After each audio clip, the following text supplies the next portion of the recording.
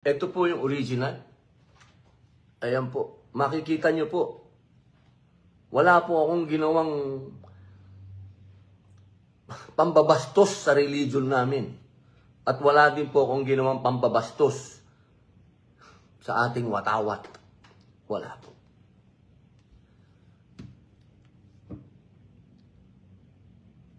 Kaya mga kababayan, nagpipigil po ako kasi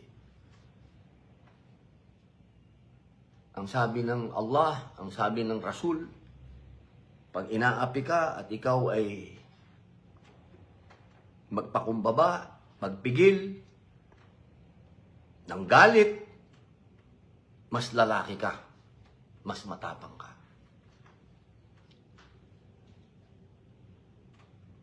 Hindi ko po